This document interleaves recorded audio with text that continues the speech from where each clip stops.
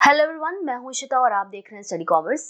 इस वीडियो में हम डिस्कस करेंगे एमपीपीएससी असिस्टेंट प्रोफेसर कॉमर्स के कुछ क्वेश्चंस को। तो चलिए शुरू करते हैं।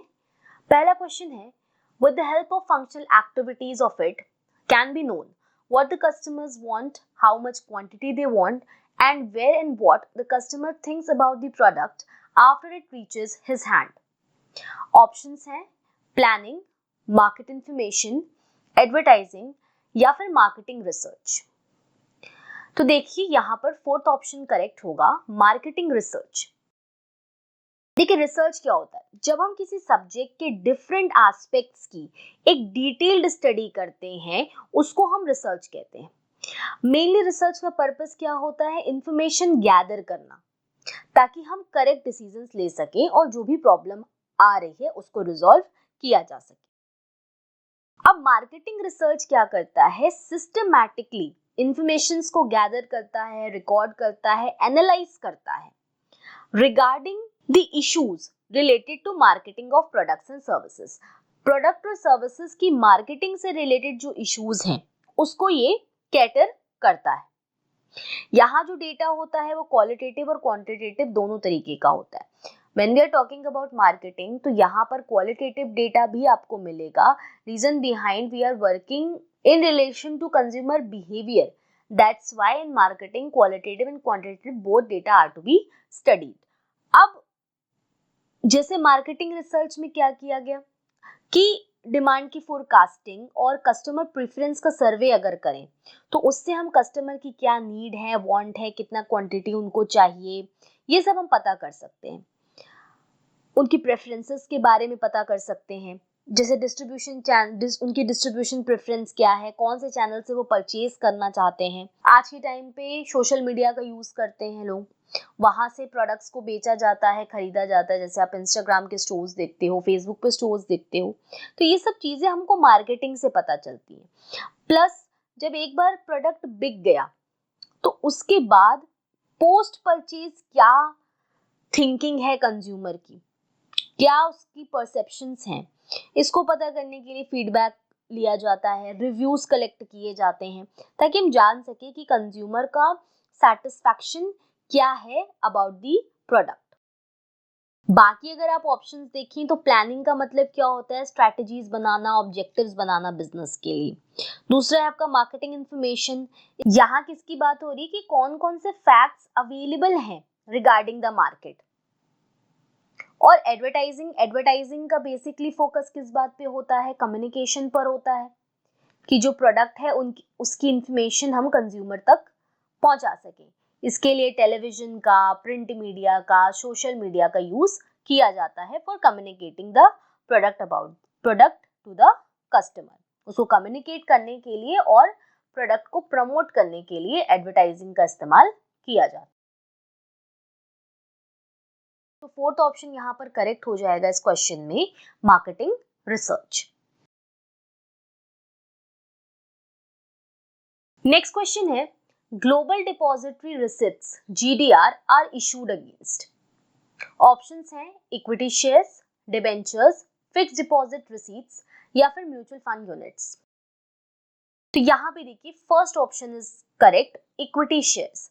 जब भी क्वेश्चन GDR से पूछे तो इसका एसोसिएशन होता है आपका इक्विटी शेयर्स से।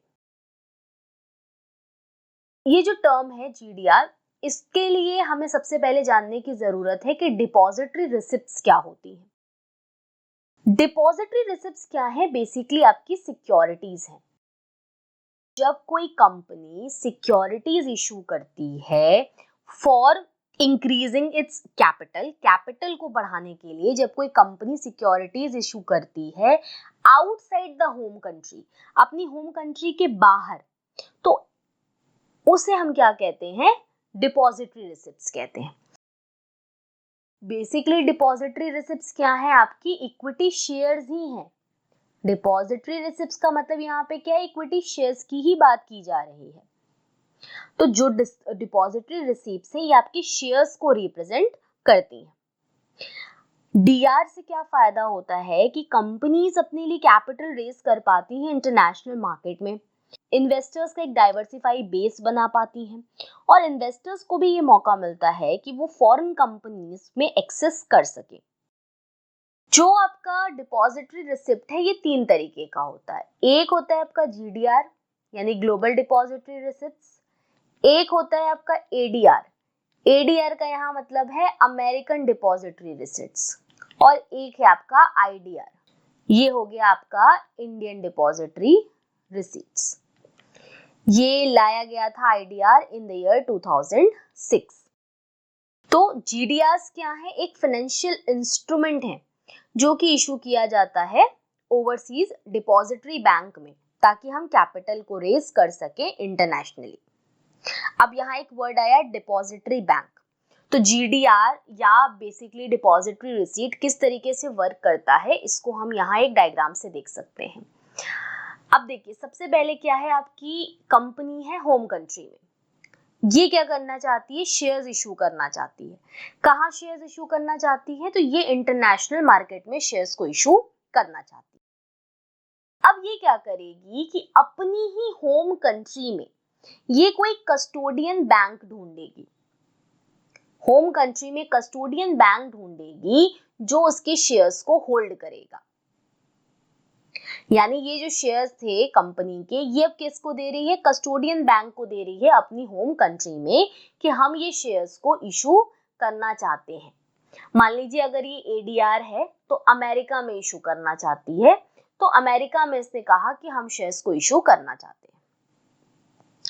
अब शेयर्स क्या हुआ? कंपनी से किसके हाथ में आ गया? कस्टोडियन बैंक के हाथ में आ गया। अब कस्टोडियन बैंक क्या करेगी कि एक डिपॉजिटरी बैंक होगा अमेरिका में। अब कस्टोडियन बैंक क्या करेगा? शेयर्स किसके पास दे देगा? डिपॉजिटरी बैंक के पास दे देगा, जो कि इन्वेस्टर कंट्री में होगी। ये जब यहाँ चला गया, अब यहाँ पर क्या होगा कि डिपॉजिटरी रिसीट्स इन शेयर्स के बदले में इशू किए जाएंगे बाय द डिपॉजिटरी बैंक। अब डिपॉजिटरी बैंक क्या करेगा कि आपके DRs यानी डिपॉजिटरी रिसीट्स देगा इन्वेस्टर्स को, और ये एक नेगोशिएबल इंस्ट्रूमेंट है, तो इन्वेस्टर्स जो DRs हैं, डिपॉजिटरी रिसीट्स हैं, इसको खरीद भी सकते हैं, बेच भी सकते हैं, यानी ट्रेड भी कर सकते हैं in their local stock exchange. जो उनका लोकल स्टॉक एक्सचेंज होगा वहां पर ये से ट्रेड कर सकते होता है। ये क्या होता है? हमेशा लोकल करेंसी में होता है। लोकल करेंसी यानी किसकी लोकल करेंसी? तो इन्वेस्टर की लोकल करेंसी। यानी अमेरिका में है तो किस में होगा ये आपका? किस में डील किया जाएगा? In dollars. और जो इन्वेस्टर कंट्री होती है उसी के रूल्स एंड रेगुलेशंस के थ्रू इन DRs को गवर्न किया जाता है। डिपॉजिटरी रिसिप्ट जो होता है वो शेयर्स की ओनरशिप डायरेक्टली नहीं देता है कि हमारे पास शेयर है। हमारे पास क्या होती है? रिसीट होती है जो रिप्रेजेंट करती है, ये जो रिसिप्ट है वो रिप्रेजेंट करती है जो शेयर्स हैं उनको। डिपॉजिटरी रिसिप्ट है, जैसा कि हमने बात किया था कि 3 तरीके की होती है, GDR, ADR और IDR। अमेरिकन डिपॉजिटरी रिसिप्ट का मतलब क्या है? जो अमेरिका में यानी कि US में ट्रेड किया जाएगा, US स्टॉक एक्सचेंज में। US के बाहर अदर देन US किसी कंट्री में, जैसे लंदन हो गया, सिंगापुर हो गया, कहीं अगर आप इशू करते हो DRs को, तो उसको हम GDR कहते हैं, यानी ग्लोबल डिपॉजिटरी रिसीट्स। और IDR इंडियन डिपॉजिटरी रिसीट का मतलब है, नाम ही क्या है? इंडियन, यानी जो इंडिया में इशू किया जाता है by Indian bank for the shares of foreign company. यानी जब कोई फॉरेन कंपनी का शेयर इंडिया में ट्रेड किया जाएगा तो उसको हम IDR कहते हैं। कई सारी ऐसी कंपनीज हैं जिन्होंने GDR इशू किया हुआ है, जैसे कि आपका इन्फोसिस है, रिलायंस है। नेक्स्ट क्वेश्चन देखते हैं। The National stock Exchange that is NSE of India was established as per the recommendation of dash report. यानी कि NSE को किसकी रिपोर्ट के रिकमेंडेशन पे एस्टैब्लिश किया गया था? ऑप्शंस हैं नरसिम्हम कमेटी, चक्रवर्ती कमेटी, फिरवानी कमेटी या फिर शोरे कमेटी। अब यहाँ पे देखिए, करेक्ट ऑप्शन थर्ड वाला होगा आपका, फिरवानी कमेटी। जो NSE है, national stock exchange of India, it was established on the recommendation of Pherwani committee Pherwani committee ने ये रेकमेंड किया था कि हमारे पास एक ऐसा स्टॉक एक्सचेंज होना चाहिए जिसमें मॉडर्न टेक्नोलॉजीज का यूज किया जा रहा हो। मॉडर्न टेक्नोलॉजी होनी चाहिए, ऐसा स्टॉक एक्सचेंज होना चाहिए। उसकी क्रिएशन के लिए फेरवानी कमेटी ने रेकमेंडेशंस दी थी। 27 नवंबर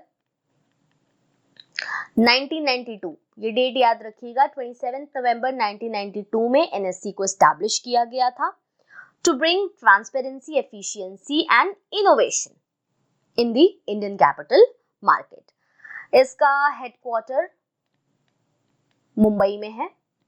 जो इसका इंडाइस है, इसको हम कहते हैं निफ्टी। जो आपका एनएससी है, ये 5th लार्जेस्ट स्टॉक एक्सचेंज है वर्ल्ड में। 5th largest stock exchange in the world. तो जो फेरवानी कमेटी है, इसने इस बात पे एम्फसाइज किया था कि जो स्टॉक एक्सचेंज है वो ऐसा स्टॉक एक्सचेंज होना चाहिए जहां पे fully automated screen based trading system developed हो, बनाया जाए। तो यहाँ एनएससी जो है आपका फेरवानी कमेटी के रेकमेंडेशन पे बना था। यहाँ पे और भी 3 कमिटीज के नाम दिए गए हैं। जो तो Narasimham committee banking sector reforms से रिलेटेड है। चक्रवर्ती कमेटी, ये रिलेटेड है विद द मॉनेटरी पॉलिसी। और शौरी कमेटी, ये आपका एसोसिएटेड है वर्किंग कैपिटल से। नेक्स्ट क्वेश्चन है, the standing committee of SAARC consist of dash of the member countries. Options हैं प्राइम मिनिस्टर्स, फॉरेन सेक्रेटरीज या फिर फिनांस सेक्रेटरीज। तो सार्क के बारे में देखते हैं। सार्क का फुल फॉर्म है South Asian Association for Regional Cooperation. SAARC का एस्टैब्लिशमेंट हुआ था ऑन 8 ऑफ दिसंबर 1985। ये डेट याद रखिएगा, इस पर भी क्वेश्चन बनता है। सार्क का एस्टैब्लिशमेंट हुआ था 8 दिसंबर 1985 में इन ढाका, बांग्लादेश। इसका हेडक्वार्टर काठमांडू, नेपाल में है। टोटल इसमें 8 मेंबर्स हैं। इंडिया, श्रीलंका, बांग्लादेश, नेपाल, मालदीव्स, भूटान, अफगानिस्तान और पाकिस्तान। जो सबसे रीसेंट मेंबर है वो आपका अफगानिस्तान है, जो 2007 में सार्क में ऐड हुआ था। अब जो सार्क का स्ट्रक्चर है उसमें क्या क्या आता है, तो पहला है काउंसिल ऑफ मिनिस्टर्स, दूसरा है स्टैंडिंग कमेटी, थर्ड है सेक्रेटरीट, फोर्थ है टेक्निकल कमिटीज और फिफ्थ है स्पेशलाइज्ड बॉडीज। सबसे पहला है council of ministers. Council of ministers में जो भी मेंबर नेशंस हैं उनके फॉरेन मिनिस्टर्स होते हैं। That means council of ministers comprises of the foreign ministers of the member nations, and what they do, so they work towards policies, overall policies, direction, policy की जो direction है SAARC की policy, उसके तरफ इनका काम होता है। दूसरा है standing committee. It comprises of the foreign secretaries of member Nations. Member Nations की जो फॉरेन सेक्रेटरीज हैं वो स्टैंडिंग कमेटी का हिस्सा होती हैं और इनका काम होता है कि जो भी सार्क है उसकी परफॉर्मेंस को चेक करना। They are accountable for seeing the performance of the SAARC. Next है सेक्रेटरीट। सेक्रेटरीट जैसा कि हमने पहले ही देखा कि ये काठमांडू में है।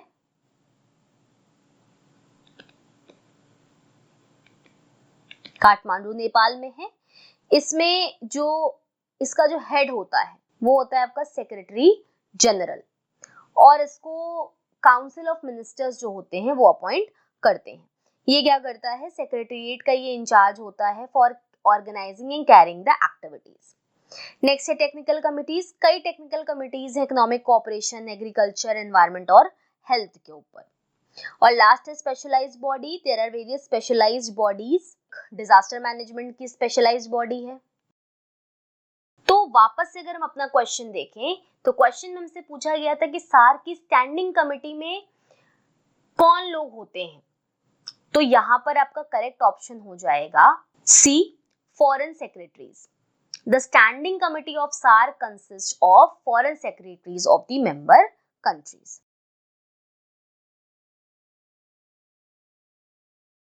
नेक्स्ट क्वेश्चन है, management is the development of people and not the direction of things. This definition of management is given bye.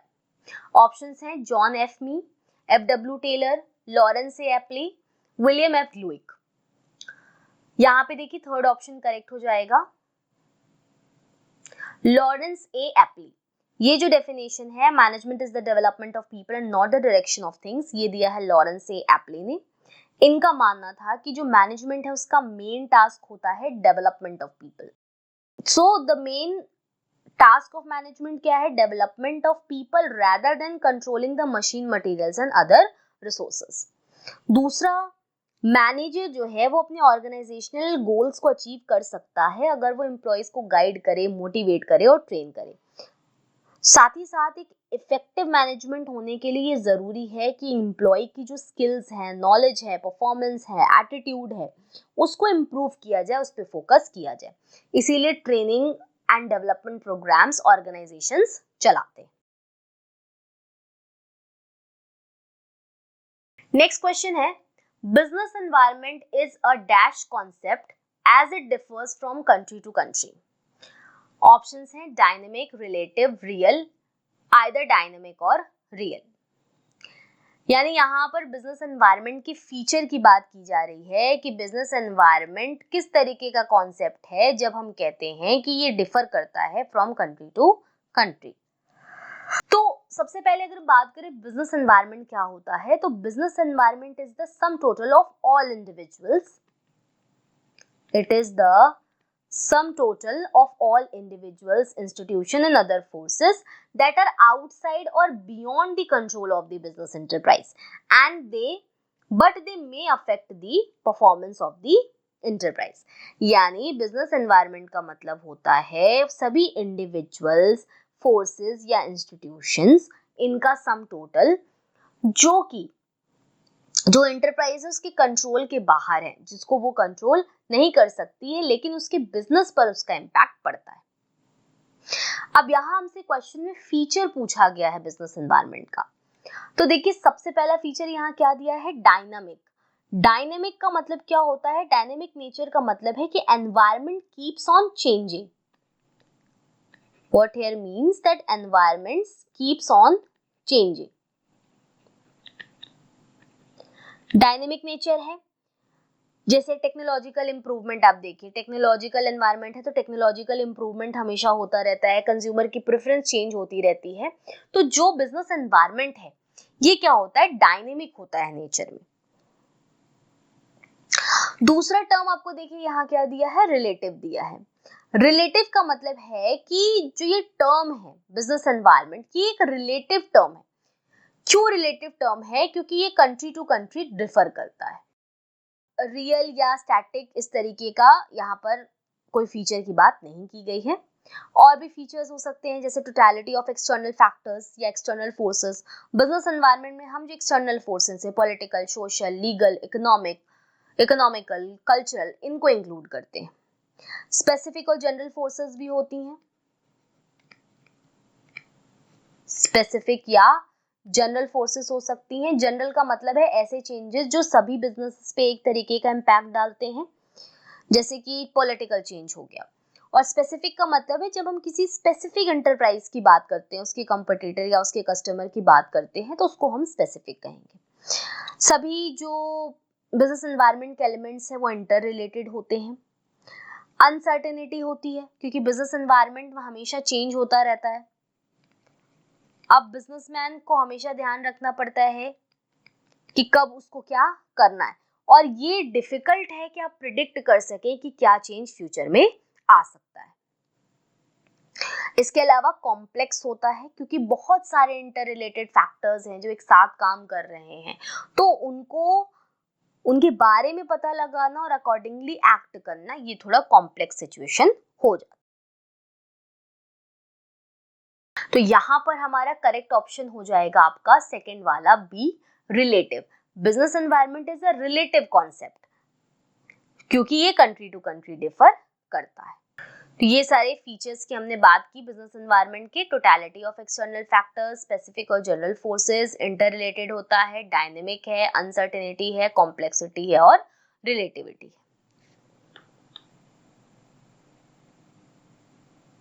Next question है, who has given the concept of bounded rationality in decision making? Options हैं Herbert Simon, Peter F Drucker, George R Terry या फिर गुलिक। तो यहाँ first option correct हो जाएगा, Herbert Simon. Herbert A Simon ने bounded rationality का कॉन्सेप्ट दिया है। बाउंडेड रैशनैलिटी का मतलब है कि हर बार हर व्यक्ति परफेक्टली रैशनल डिसीजन ले सके, ये पॉसिबल नहीं है। बाउंडेड रैशनैलिटी का मतलब है कि कोई भी व्यक्ति हमेशा परफेक्टली रैशनल डिसीजन ले सके, ये पॉसिबल नहीं है। यहाँ आप इसको देखिए, एक इमेज से आप समझ सकते हैं कि बाउंडेड रैशनैलिटी क्या है। एक ऐसा कॉन्सेप्ट है जो बताता है कि people can not make perfectly rational decision, कि ऑप्टिमल डिसीजन हर बार ले सके, ये पॉसिबल नहीं है।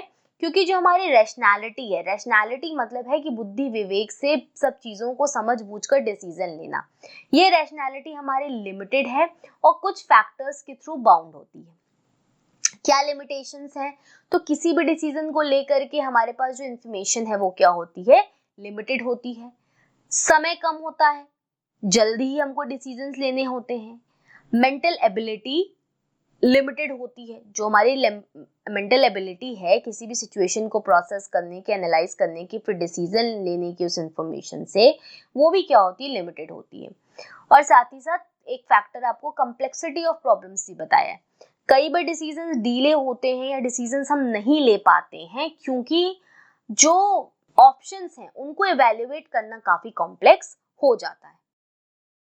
बाउंडेड रैशनैलिटी क्या कहती है कि इंडिविजुअल हर बार रैशनली परफेक्ट डिसीजन नहीं लेता है, बल्कि वो ऐसे डिसीजंस लेता है जो क्या होंगे? रीजनेबल होते हैं। जो डिसीजंस लिए जाते हैं वो क्या होते हैं? रीजनेबल होते हैं, या हम कह सकते हैं कि सैटिस्फैक्टरी डिसीजंस लिए जाते हैं। बाउंडेड रैशनैलिटी के साथ एक टर्म आता है सैटिस्फाइसिंग। इसका मतलब होता है कि उस ऑप्शन को चूज करना जो आपका मिनिमम एक्सेप्टेबल क्राइटेरिया पूरा कर रहा हो, उस डिसीजन को चूज करना which fulfills your minimum acceptable criteria instead of searching for absolute best option। क्या एब्सोल्यूट बेस्ट ऑप्शन होगा उसको चूज करने के बजाय जो मिनिमम एक्सेप्टेबल क्राइटेरिया आपका जो डिसीजन पूरा कर रहा है उसको चूज कर लेना। देखिए, सेटिस्फाइसिंग जो वर्ड है ये दो चीजों से बना है। This word satisficing is made up of two words.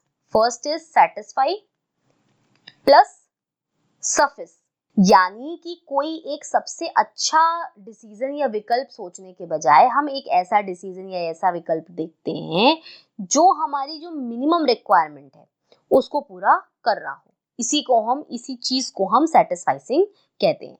यानी कि बेस्ट डिसीजंस की जगह हम क्या करते हैं? गुड इनफ, ऐसे डिसीजन को चूज करते हैं। आप जैसे मान लीजिए कि कोई कंपनी एम्प्लॉइज को हायर करने जाती है, तो रैशनल डिसीजन क्या कहेगा? हर क्वालिफाइड कैंडिडेट को आप कंट्री में ढूंढिए और बेस्ट को चूज करिए। जबकि बाउंडेड रैशनैलिटी क्या कहेगा कि भाई मेरे पास समय कम है, रिसोर्सेज कम है, तो कुछ ही कैंडिडेट्स को हम इंटरव्यू करेंगे और उनमें से किसी ना किसी को चूज कर लेंगे जो सबसे सही, क्लोजेस्ट हमारी जो शर्तें हैं या थिंकिंग है उसके पास तक पहुंचता होगा, उसको हम सिलेक्ट कर लेंगे। इसी को हम बाउंडेड रैशनैलिटी कहते हैं। और जो कॉन्सेप्ट है बाउंडेड रैशनैलिटी का, ये दिया है आपका हर्बर्ट ए साइमन ने। नेक्स्ट क्वेश्चन है, selling the product to a country directly through its distribution arrangement और through a host countries company is known as. Options हैं direct exporting, indirect exporting, single exporting या फिर multiple exporting. तो यहाँ देखिए correct option हो जाएगा आपका डायरेक्ट एक्सपोर्टिंग। जब कोई कंपनी किसी दूसरी कंट्री में जो प्रोडक्ट्स हैं उसको या तो खुद अपना डिस्ट्रीब्यूशन अरेंजमेंट बनाए दूसरी कंट्री में, या फिर जो होस्ट कंट्री है उसकी किसी कंपनी के थ्रू अगर वो अपने प्रोडक्ट्स को बेचती है तो उसको हम डायरेक्ट एक्सपोर्टिंग कहते हैं।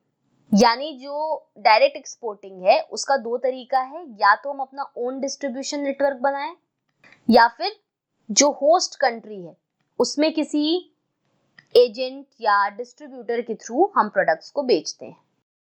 जैसे कि मान लीजिए इंडिया में अमूल है, अमूल चॉकलेट्स को बेचना चाहती है यूएई में, तो या तो वो यहाँ जा करके अपना खुद का अरेंजमेंट सेटअप कर ले जहाँ पे वो जो चॉकलेट्स है उसको बेचेगा, या फिर क्या करे किसी डिस्ट्रीब्यूटर से, जो होस्ट कंट्री यानी यूएई है, यहाँ पे किसी डिस्ट्रीब्यूटर के साथ वो अग्रीमेंट साइन कर ले, तो जो भी प्रोडक्ट्स होंगे जैसे जो चॉकलेट है वो उसको देगा और वो मार्केट में पहुंचाएगा। इसके अलावा इनडायरेक्ट एक्सपोर्टिंग देखिए दिया है। इनडायरेक्ट एक्सपोर्टिंग का मतलब है exporting through intermediaries.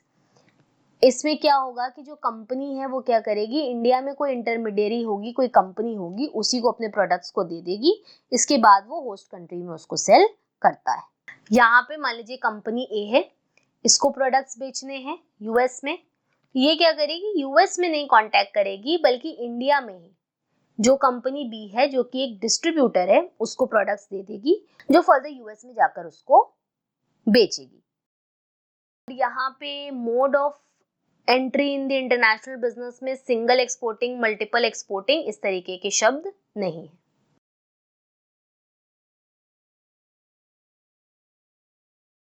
Next question देखते हैं, लिबरलाइजेशन, प्राइवेटाइजेशन एंड ग्लोबलाइजेशन, जिसको शॉर्ट में हम एलपीजी बोलते हैं, are elements of which type of environment? Options हैं सोशल, पॉलिटिकल, इकोनॉमिक या फिर टेक्नोलॉजिकल।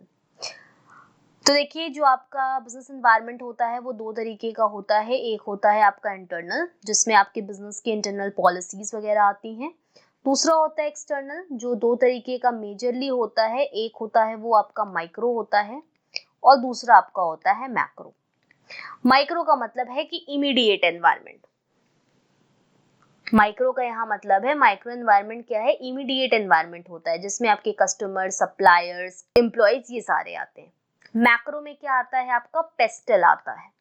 पेस्टल का मतलब है यहाँ political, economic, social, technological, legal और एनवायरमेंटल। एक एक करके हम बात करते हैं। सबसे पहला यहाँ पे देखिए पॉलिटिकल दिया हुआ है। पॉलिटिकल का मतलब है जो कि एसोसिएटेड है आपका गवर्नमेंट पॉलिसीज से, government policies, government rules and regulation से। जैसे कि आज अगर किसी कंट्री में किसी की सरकार है, कल को अगर सरकार बदल जाती है तो जो भी नीतियां बनाई जाएंगी, जो भी सिस्टम्स बनाए जाएंगे उसको चेंज किया जा सकता है। दूसरा है आपका इकोनॉमिक। इकोनॉमिक का मतलब है which is associated with the economic conditions of the country, economic conditions, economic system of the country. इसके बाद है आपका सोशल। सोशल का मतलब क्या है, सोशल एनवायरनमेंट का मतलब है जिसमें आपका कल्चर, ट्रेडिशन, कस्टम्स ये सारी चीजें आती हैं, जैसे कि लाइफस्टाइल हो गया, पॉपुलेशन हो गया, डेमोग्राफिक्स हो गया, ये सभी सोशल एनवायरनमेंट का पार्ट है। नेक्स्ट है आपका टेक्नोलॉजिकल एनवायरनमेंट, यानी टेक्नोलॉजिकल डेवलपमेंट्स, ऑटोमेशन है, एआई है, इंटरनेट का यूज है, डिजिटल मार्केटिंग है, ई कॉमर्स है, ये सारे आपके टेक्नोलॉजिकल एनवायरनमेंट का पार्ट होते हैं। नेक्स्ट है आपका लीगल एनवायरनमेंट। लीगल एनवायरनमेंट नाम से ही बताता है, it is related to laws, rules and regulations, जैसे कि कंपनीज एक्ट है, कंज्यूमर प्रोटेक्शन एक्ट है, नेगोशिएबल इंस्ट्रूमेंट एक्ट है, लेबर लॉज, एनवायरमेंटल लॉज है। और लास्ट है आपका एनवायरमेंटल, की वजह से किसी एरिया में अर्थक्वेक आ जाता है तो उसकी वजह से भी प्रॉब्लम हो सकती है। तो ये सारे आपके एनवायरमेंटल फैक्टर्स का पार्ट होते हैं। अब बात आती है कि एलपीजी किसके अंडर आता है, तो यहाँ पे आपका देखिए थर्ड ऑप्शन करेक्ट हो, इकोनॉमिक एनवायरनमेंट। एलपीजी यानी लिबरलाइजेशन। सबसे पहला लिबरलाइजेशन का मतलब होता है कि जो गवर्नमेंट, जो अननेसेसरी गवर्नमेंट रिस्ट्रिक्शंस हैं बिजनेसेस पे, उसको रिमूव करना, उसको रिलैक्स करना, लिबरलाइजेशन होता है। प्राइवेटाइजेशन का मतलब होता है डिसइन्वेस्टमेंट, यानी कि जो गवर्नमेंट की ओनरशिप है बिजनेसेस पे उसको ट्रांसफर करना टू दी प्राइवेट सेक्टर। और लास्ट है जी ग्लोबलाइजेशन, यानी integrating with the world economy, world level पर जो गुड्स एंड सर्विसेज हैं उसको ट्रेड किया जाना। ये आपका एलपीजी होता है, ये ध्यान रखिएगा 1991 में ये आई थी।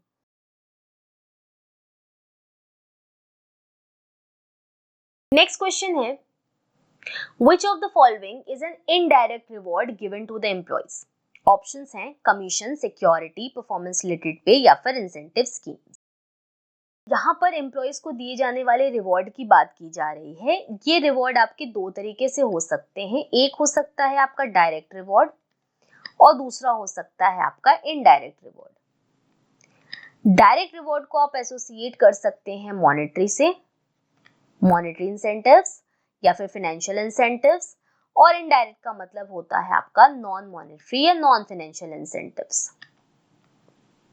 यही दो तरीके के इंसेंटिव्स दिए जाते हैं जो एम्प्लॉय है उसको मोटिवेट करने के लिए। अब फाइनेंशियल इंसेंटिव्स या मॉनेटरी इंसेंटिव्स या डायरेक्ट रिवॉर्ड्स का मतलब है ये पेमेंट नाम से ही क्लियर है किस में किया जा रहा है, मनी में किया जा रहा है। जैसे कि आप किसी को सैलरी देते हो, बोनस देते हो, कमीशन देते हो, इंसेंटिव्स देते हो, परफॉर्मेंस रिलेटेड पे देते हो, ये सभी क्या है आपके डायरेक्ट इंसेंटिव्स हैं जो एक एम्प्लॉय को मोटिवेट करते हैं। दूसरा है इनडायरेक्ट इंसेंटिव्स जो कि आपका नॉन मॉनेटरी है, मनी से रिलेटेड नहीं है, नॉन कैश बेनिफिट्स हैं ताकि जो वेलफेयर और जॉब सेटिस्फैक्शन एम्प्लॉय की वो इम्प्रूव की जा सके। इसमें आपका आ जाएगा जैसे आपका जॉब सिक्योरिटी, ग्रेचुटी है, हेल्थ इंश्योरेंस है, पेड लीव है, मेडिकल फैसिलिटीज है, ये सभी क्या है इनडायरेक्ट या नॉन मॉनेटरी इंसेंटिव्स हैं। तो यहाँ क्वेश्चन था कि इनमें से कौन सा इनडायरेक्ट रिवॉर्ड है जो एम्प्लॉय को दिया जाता है, तो कमीशन, सिक्योरिटी, परफॉर्मेंस रिलेटेड पे और इंसेंटिव स्कीम्स। यहाँ पे करेक्ट ऑप्शन हो जाएगा आपका बी, सिक्योरिटी। अगर आप हमारे लेक्चर्स की फ्री पीडीएफ डाउनलोड करना चाहते हैं तो आप हमें टेलीग्राम पर ज्वाइन कर सकते हैं। इससे रिलेटेड इन्फॉर्मेशन आपको डिस्क्रिप्शन बॉक्स में मिल जाएंगी या फिर इस QR कोड को स्कैन करके भी आप हमें ज्वाइन कर सकते हैं। इस वीडियो में हमने पढ़ा MPPSC असिस्टेंट प्रोफेसर कॉमर्स के लिए कुछ क्वेश्चंस को। होपफुली ये चीजें आपको समझ में आई होंगी। Thank you.